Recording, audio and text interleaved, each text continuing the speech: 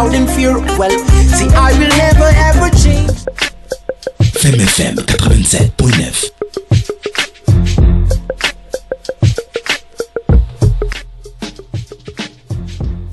Alors gars yi ni ma leen ko waxee woon bien sûr le groupe Daxaji Family donc ñoom lay dalal tel dans l'émission Hip Hop Revolution comme tous les jours à partir de 15h ils sont déjà là donc dans les studios de la Femme FM Dakar 87.9 Dakar di leen bëggee bu baax a baax la bande en ndongo di Fada Freddy nii lay def ak ñoom daal di leen wax salaamaaleykum maaleykum salaam moo koy fay salaamaaleykum gars yi.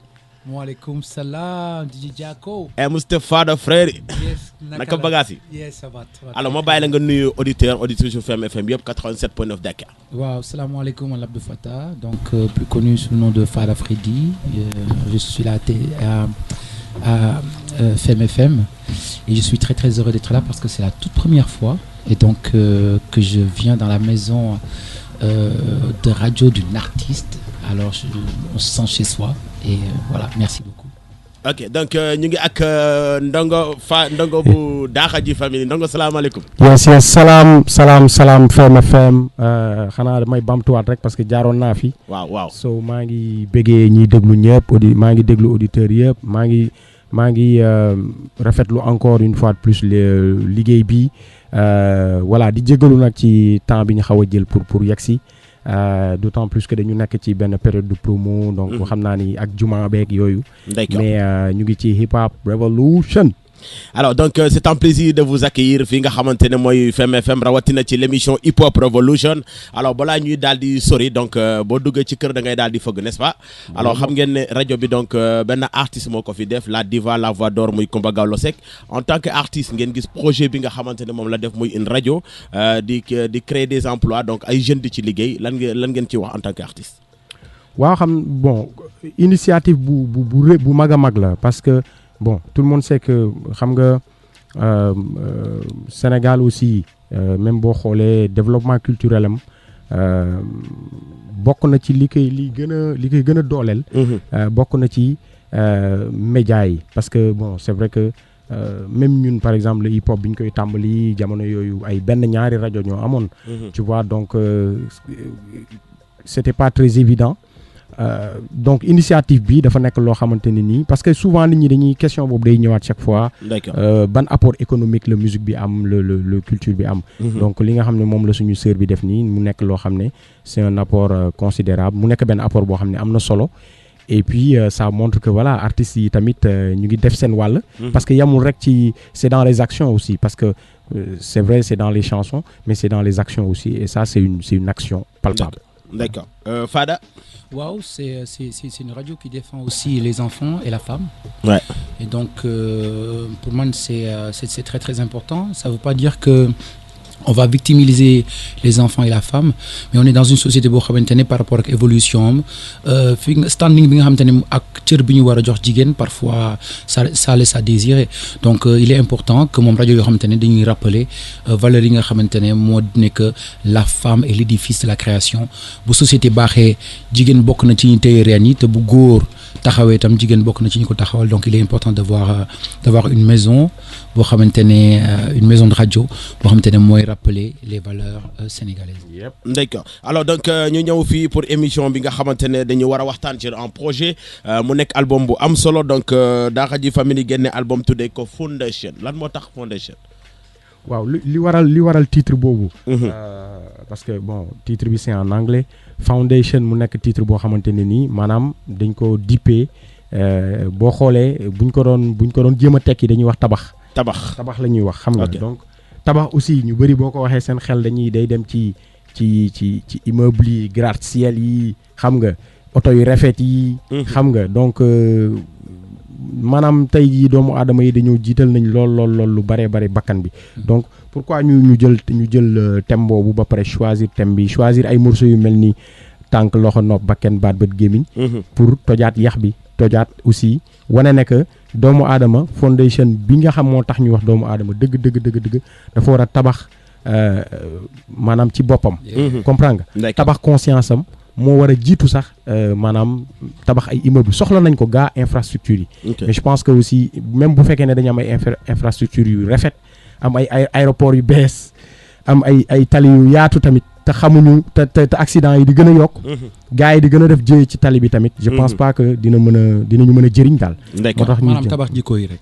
tabax jikko ya donc alors bu ñu xool cover bi nga xamante ne moom ngeen def ci album bi déjà donc j'ai eu la chance ñëw studio fi nga xamante ne mooy studio Daara J Ndongo donc j'ai eu la chance njëkk a bokk ci gars yi nga xam ne ñoo njëkk a déglu album bi ñoo njëkk a gis aussi cover bi donc c'est un plaisir ma lay remercier ci confiance bi mais kala bu ñuy xool cover bi donc dañ koy partager avec les auditeurs qui nous écoutent donc liñ ci njëkk a gis mooy dañu gis benn Fada Freddy tëdd donc yor benn livre di lire donc Ndongo déjà mu ngi bind teg benn genre banc ay alluwa c'est ça ak benn lampadaire alors ma gis ay lampes yoo xam ne aussi lampe moderne yi comme nii gis benn garab boo xam ne dafa dee beneen garab bi aussi boo xam ne day dund donc en bois sec et en bois boo xam ne c'est humide donc ñu gis ci benn buntu ci ginnaaw alors est-ce que mën ngeen ñu expliquer design bi carrément waaw album bi li muy tekki mooy ñaari àddina yi ñaari monde yi nga xamante ne dañoo wutale ko. ok maanaam deux mondes opposés le monde de l'ignorance et le monde de l'apprentissage.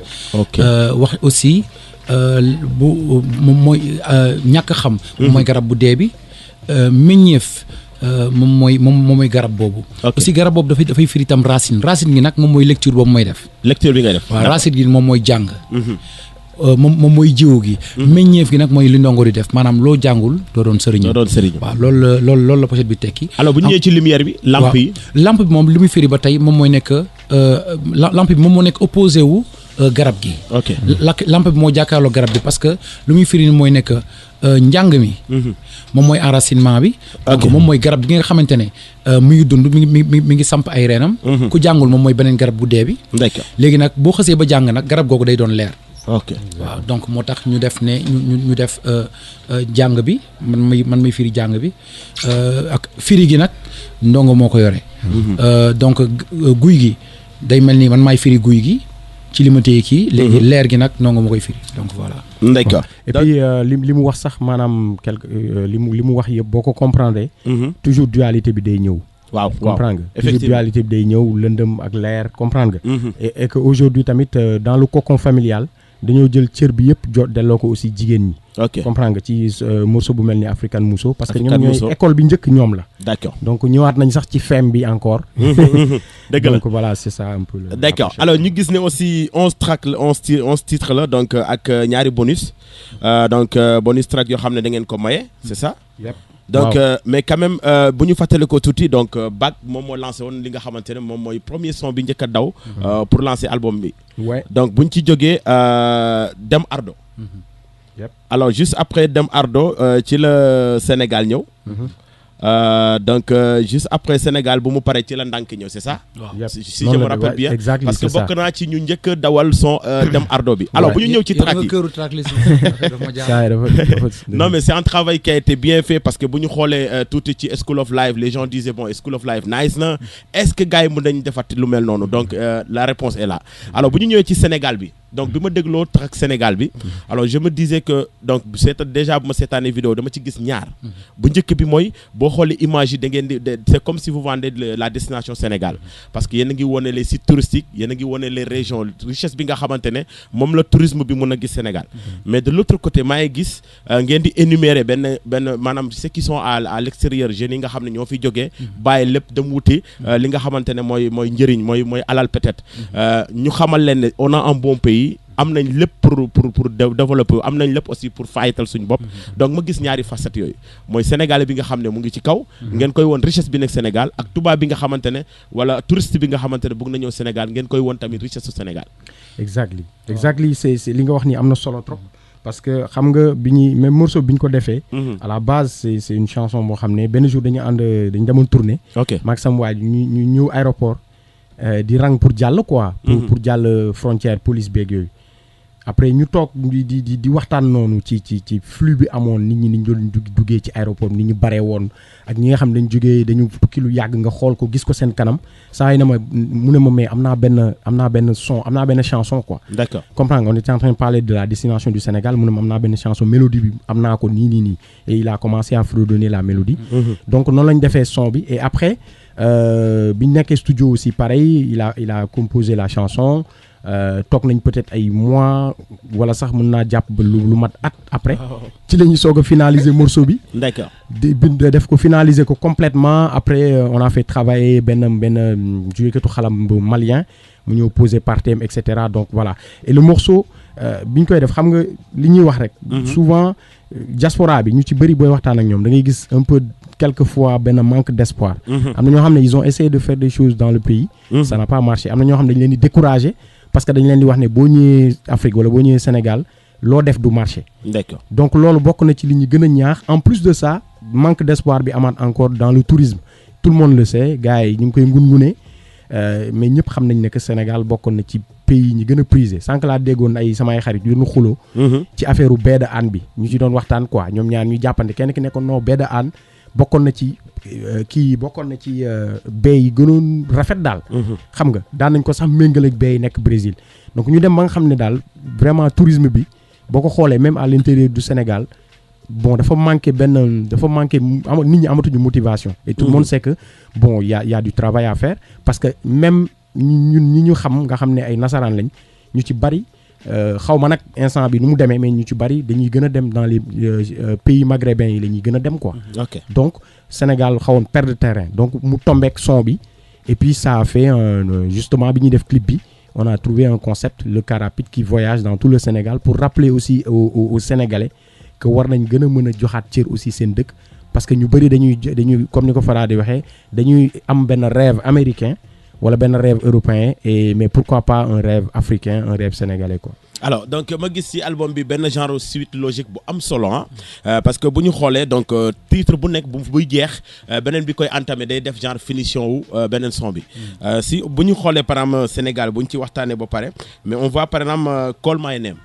donc bu ma koy doog a déglu donc je me disais peut-être affaire de love la tout ça mais day wone diggante nit ak xaritam ni que ne ko boo jaaxlee par exemple bu nekkee ci yenn problème yi donc na xam ne am na benn doomu ndeyam bu nekk ci wetam est-ce que c'est pour parler de Ndongo et Fada Freddy son bi est-ce que du yéen. waaw en fait son bi bon man Ndongo bu may bind Ndongo laa doon bindal quoi. ok en toute sincérité. man bu ma ko dégloo man loolu laa gis quoi. dama ne Fada mi donc ñoom la quoi ñoom ñaar ku nekk yëg la wax ci moromam quoi. Macha Allah man j'ai écrit pour Ndongo. ok et mais li nga xamante ne moom laa ci séntu mooy ne que ak li ma ci sàkku mooy suñu amitié. ba nga xamante ne léegi suñuy njaboot sax dañoo laamisoo. ok mën a inspiré. réew mi parce que dañu nekk ci dëkk boo xamante ne léegi doomu ndey ñàkk na. xarit ñàkk na. maanaam dafa gën a raar. di nga am ay àndandoo waaye pour nga wóolu kenn dëgg ba mën ko dénk say mbir dafa xaw a jafe. donc sénégalais bi wóolootul sénégalais bi. te bu njëkk amoon na. sénégalais da doon wóolu sénégalais da doon wóolu da doon am doomi ndey. Sénégal da doon am sénégalais da doon tukki sax am bàyyil ko bu doomu ndeyam. ma ngoog da doon am xaritu benn bakkan ba dañ daan dénkante ay doom. léegi da ngay wax kenn ay affaire dénkante doom mu ne yii wóorul léegi ak pédophilie bi nanga mooy wane ne dem nañ ba foo xamante ne léegi kóolute bi. dafa rax ci suñu biir. bu njëkk nit danaan joxe kàddoom mu jaral ko bakkanam. léegi dañ dem ba nga xamante ne boo joxee sa kàddu ñaan la il faut nga signer parce que wóolootuñ kenn naka la sénégalais bi dem ba jotaat ci sénégalais bu gore bi. waaw sénégalais bi nga xamante ne bu ne ànd dong lay fii. te yàlla tax waaw looloo tax ñu def morceau bi ñuy woowee Call My Name. Call My Name nag moo anglais la. waaw c'est en anglais. d'accord mooy wooma rek. wooma ok waaw mooy wooma. alors ñu gis aussi xeet bi mu nekk son boo xam ne. je sais pas ndax yëg ngeen yenn kii nga xamante ne jeunes yi d'habitude dañ koy waxtaanee seen i biir. donc ndax feedback bi ñëw na. parce que xeet bi je sais pas ndax bàyyi ngeen ci xel. feedback ba yaay fàttaliku bu ma koy déglu seen studio laa la waxoon.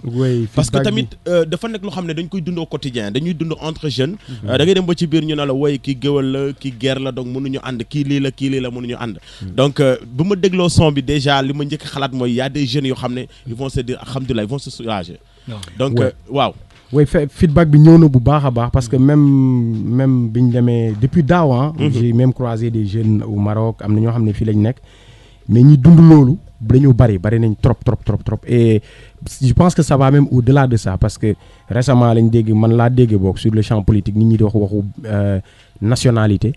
et ma nekkaat di poser waaye question quoi je me suis dit mais Sénégal naka la mën a yegsee fii quoi alors que je veux dire boo xoolee diversité bi am Sénégal dafa waroon nekk benn force. mais warul nekk benn faiblesse boo xam ne sax peut-être politiciens yi dañ koy utiliser. Pour juste am ay voix wala pour ŋàññi ñenn ñi tilimal deru ñenn ñi pour mun a wane nekk prouver benn affaire pour mun a falu quoi donc ma toog di poser ay questions et bi may poser ay questions sama xel dafa demaat ci titre bi. Et je me suis dit ce titre là c'est un titre éclectique musicalement textuellement aussi joxe na ay solutions parce que comme ni ko Fara di waxee nous sommes tous les mêmes. comprends nga devant le tout puissant. Et je pense que tey jii man bokk buñ comme ni ñu koy waxee. est-ce que nit dina mën a xàmmee deret buñ la tegalee deret nga xàmmee ni kii deretu ñeeño la. waaw bii deretu xaw ma géwal la bii deretu géer wala et cetera ça va plus loin encore ba ci xaj ak seen bi am diggante. alors dans ces cas qu'est-ce que ça vous fait dans ces cas donc bu ñu xoolee par exemple ci bu ngeen di woy ci bi ngeen di rab bi déjà bi ngay rab ci affaire mbalit beeg mbuus plastique yeeg tout ça. donc ça fait presque 6 ans depuis 2010. donc ñu dem ba après 6 ans après état bi di doog a wax ci loolu. di doog a wax ci sachet plastique yi. alors ngeen ñëwaat aussi si xeet. donc di ko fayet donc def son yi depuis donc ñu demaat ba léegi ñuy gis yenn yi. est-ce que maintenant il n'est pas temps gars yi di bàyyi xel bu baax a baax ci rappeur lu ñuy bind rawatina waa Daxaji famille. rappeurs yi ay visionnaires lañu. rappeurs yi ils sont souvent inspirés ay porte-parole lañu. rappeurs yi dañuy observer société bi xool li nga xamante ne mooy li war ci société rappeur bu am njëriñ. ok rappeur boo xamante ne bëgg na kàddoom yenu maanaa. d'accord tey jëriñ li ñu doon wax rek li Ndiaga Mbaye daan na way ci loolu quoi. ne way moom dafa war a yeete quoi. waaw donc rappeurs yi souvent li ci ëpp.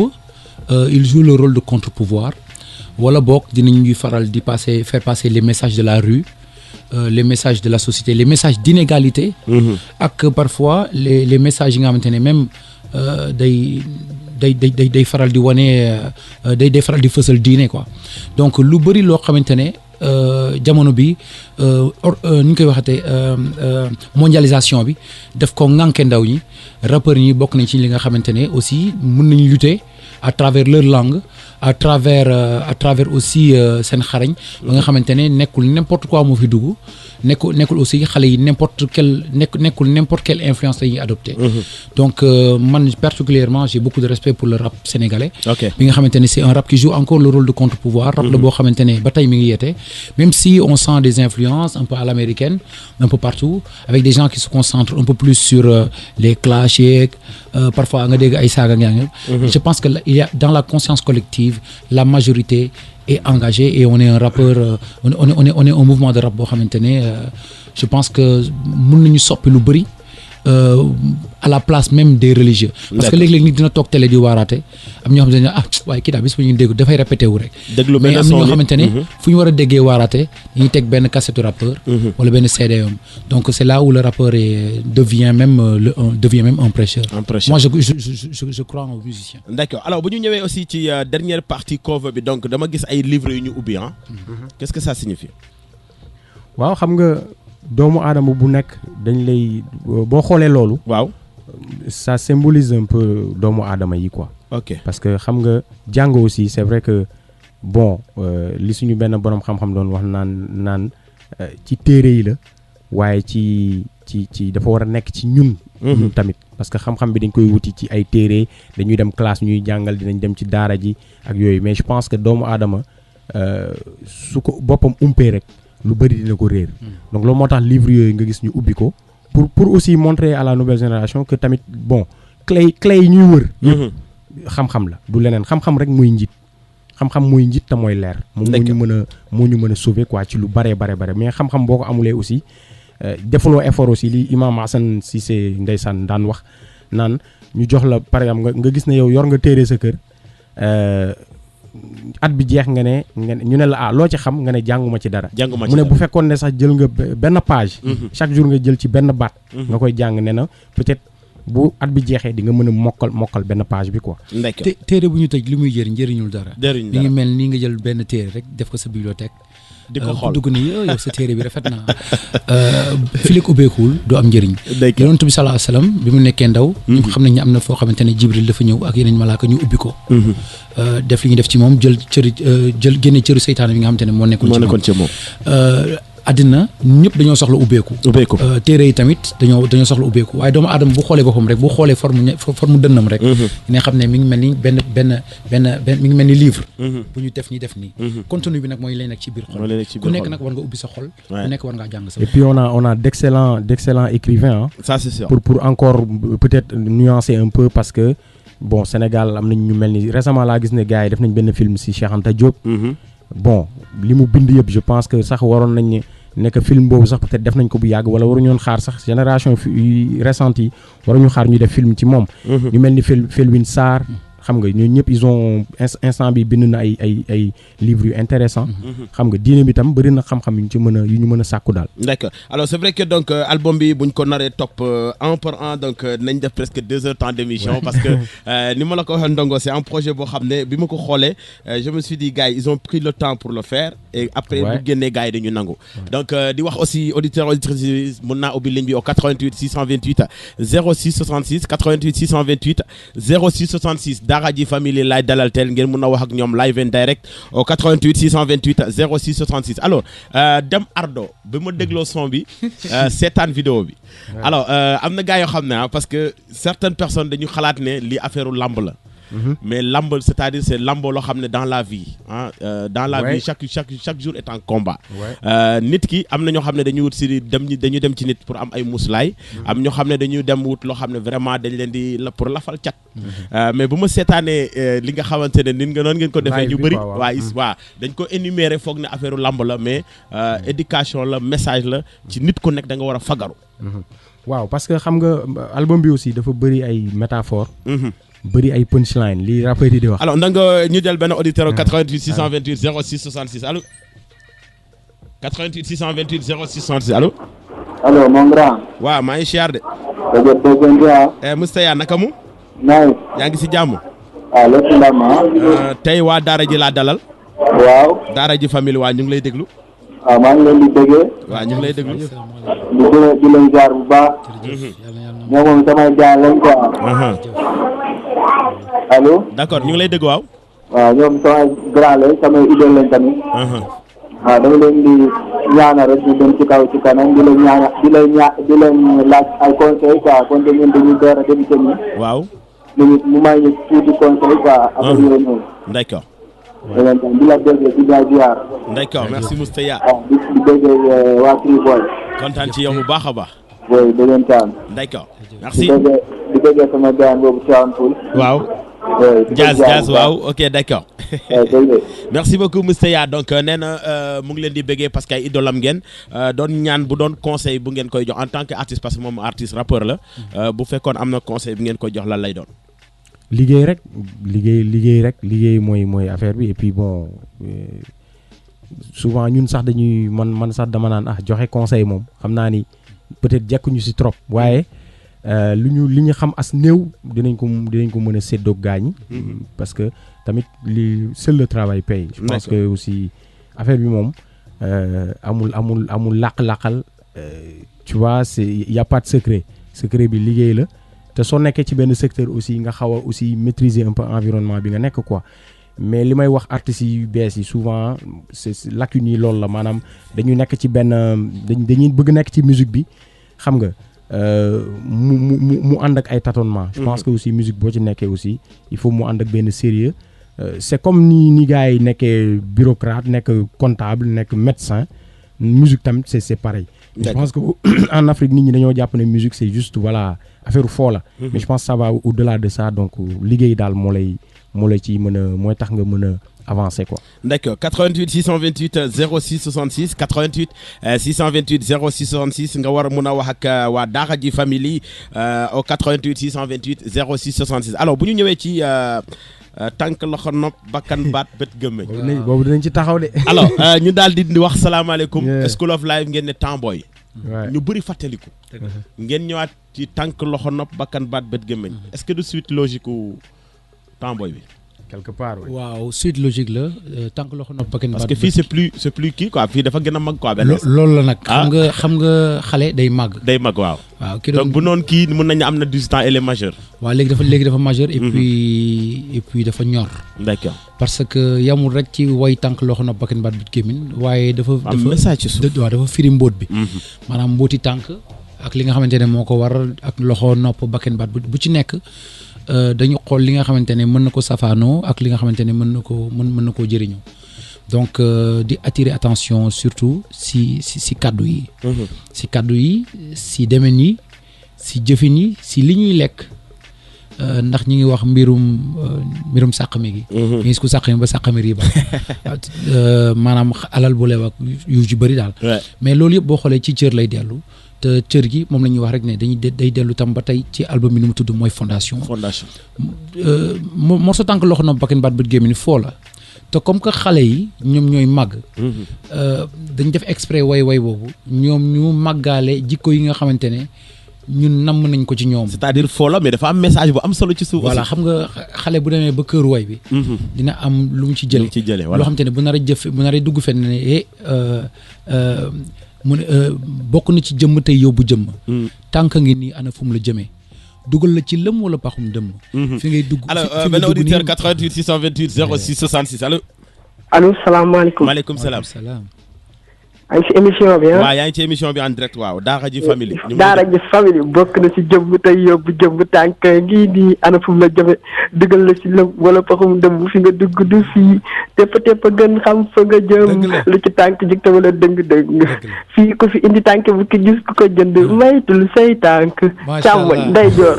waxal waay loxo ban ngay nuyoo. nuyu naa leen Daara J Family. Aziz Freddy yow la kenn.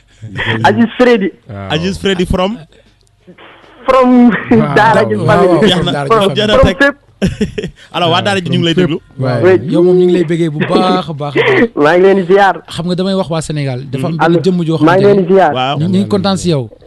Aziz kontaan naa trop si affaire yi. Aziz dama bëgg def benn témoignage tey. liggéey bi nice na. son yi neex na instant yi ñun moom zéro stress dañuy demee quoi ndax bàyyil ngeen ñu fi loo. teg ngeen fi loo xam ni ñun moom mooy loolu quoi toujours happy rek. macha allah jërëjëf Aziz oui. Aziz yaa ngi may dégg waaw wuyul Fada daa am benn témoignage bu muy def si yow. Aziz déglu ko waaw. Aziz bi ma njëkkee gis sa compte Facebook. allo. bi ma njëkkee gis sa compte Facebook. dama tegoon ne dafa amoon ku pirater sama compte Facebook parce que sama li ma amul sax ci ay photo wala li ma amul sax ci Daara J Family. dama ko fekk foofu ok da ngay déglu ak sa téléphone. oui. d'accord waaw ma ne bi ma njëkkee gis sa compte Facebook. yaa ngi dégg ah. non ñëwul bu baax. ñëwul bu baax li muy wax leerul mais yow maa ngi. ok donc déglu ko dina la. waaw nee na bi ma njëkkee gis compte Facebook Aziz. Aziz Fada Freddy Ndongo Kébé noonu la tudd. donc dama yaakaaroon ne dañuy pirater sama compte Facebook. ndeysaan. parce que lépp lu ma soxla woon ci information te mu réeroon. te mu waaw dama ko fekk ci biir. ndeysaan. et puis ñu dem ba ma def connaissance ak moom. mais bi ma defee connaissance ak moom. allo maa ngi lay dégg mais moom li muy wax dégguma ko quoi. macha allah détoy donc nee na. waay bu muy doog a gis sa compte Facebook. oui donc li ko jaaxaloon dafa foogoon ne da nga pirater compte Facebook am. parce que nee na lépp loo xam ne da ko réeroon yaa ngi ko koy jox mu ngi koy gis ci sa Facebook. waaw léegi lool macha allah léegi nag ma dem dama yàgg bëgg xam nga dama judd ci affaire yi. di déglu Daara J moo tax quoi dafa dem ba. ndeysaan man pour ma wax leen mosuma toog jour boo xam ni tudduma Daara J. billaahi wallahi taala mosuma xëy jour boo xam ni tudduma Daara J fàttalikuuma ko. ndeysaan li ma fàttaliku mosuma toog jour te tudduma leen. ndeysaan. waaw mais léegi li ma jaaxal mooy. fan club bi nekk Paris. fan sa club bi nekk Paris waaw. ñoom waa ji daf leen jaaxal. parce que ñoom bépp information bu ñuy seet. ci moom lañ koy amee ci moom la ñuy mujj jaaree. Aziz yaa ngi dégg ah. oui maa ngi dégg léegi nag maa ngi big up sama gars yëpp. balaa affaire bee dagg. ay waaw d'Afrique ay aimé number one man maa ngi ci ginnaaw ak ay Buri Papa Seck ay Marie ay Tumita gars yëpp ay Papi Baye Niass Rivière famille bari nañ quoi ay xadi waaw bari nañ sax instant bi bëgg may wax di juum quoi yéen ñaar tamit maa ngi leen koy big up. waaw yéen a jiitu sax yéen ñaar yéen a jiitu quoi. jaajëf Aziz merci. ok donc merci beaucoup Aziz donc 88 628 06 66 Aziz kontaan nañ ci moom Fada li nga wax am na solo donc ñu jàll benn auditeur 88 628 06 66 allo. allo mon grand. waaw. naka waara. ñu ngi siyaar bu baax a baax. oui encore c'est Mr. Ya naka mu. waaw nice mu. waaye naka sama grand yi ñu ngi foofu ah. waaw ñu ngi lay déglu bu baax a baax. waaw maa ngi leen di jaare waate mais suñu ma mën a may seen numéro ñu joxal ma la ko dina ma neex quoi. d'accord amul problème. yes. oui. incha allah. jaajëf. waaw maa ngi leen di bëgg. jaajëf Mr. Ya. oui di lay ziar bu baax. d'accord merci beaucoup Mr. Ya donc c'est vrai que temps bi dafa ñu xoj nag parce que waroon nañu waxtaan ci lu bëri ci li nga xamante ne mooy projet bi mais on peut pas continuer sans parler de Fada Freddy et quand on parle de Fada Freddy on parle de Ndongo Di parce que yéen ñaar benn ngeen. alors Fada gis nañ la à travers le monde entier ngay remplir des salles des Bercy ay yeneen spectacles yoo xam ne boo ci gisee nit ku ñuul benn wala ñaar lay doon donc on voit du monde ay tubaab yoo xam ne peut-être du ñu comprendre li nga wax mais musicalement voix bi dañ ciy kontaan dañuy yuuxu mais on le voit que sur le net. net bi kese presque la ñu amee info boobu gisuñu par exemple yenn télé yi di ko relater te alors que bu nekkoon peut-être benn artiste wala keneen dinañ ko def mais quand même tu fais la fierté de tout un hip-hop sénégalais. Merci. Tu fais dans la fierté de tout un hip-hop africain et mondial. parce que franchement quoi qu'on puisse dire mbégte la bu ñu toog di leen seetaan Daara J Family dem ci ay concert di feesal ay salle vraiment tubaab yi kontaan. Ça c'est on sent que vraiment on est fier d'être sénégalais quoi franchement. man li may faral di wax rek. alors 88 628 06 66 allo. allo. oui soxna si na nga def. oui. La Bourri. ça va. ça va. ça va bien mais tey d'Afrique dañu ñëpp a yeewu. oui. tey d'Afrique ñëpp a yeewu. waaw dañuy yeewu dafa am lu ñu yee moo tax. li ko jar moo ko jar. neex na.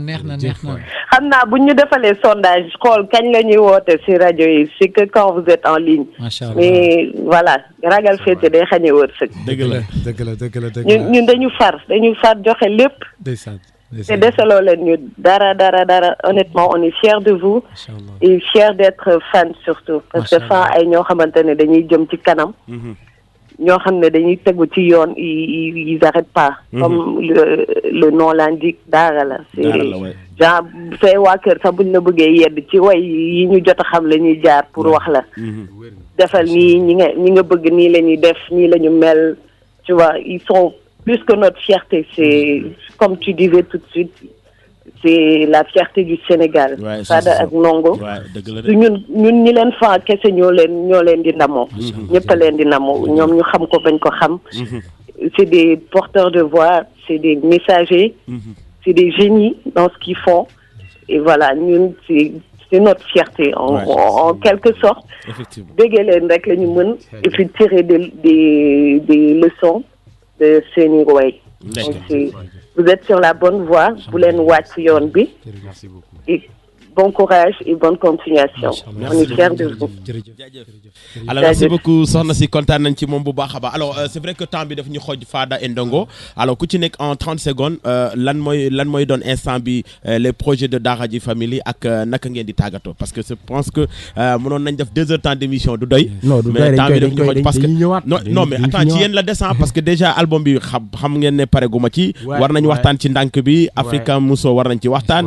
def lu nice bi war nañ ci waxtaan. même tànk loxo nopp bi tànk loxo nopp bi dafa am ay mbóot yu ci nekk. te li ma ci jaaxal ci album bi benn Fada da ci dégaale olof yu leer ay olofal la def. waaw gis nga loolu. donc dafa ay olofal la def deuxièmement musicalement aussi on a rien à envier maintenant les Nigériens on te Ndongo waxoon nga ma ko te def ngeen ko. dernier auditeur 88 628 06 66 allo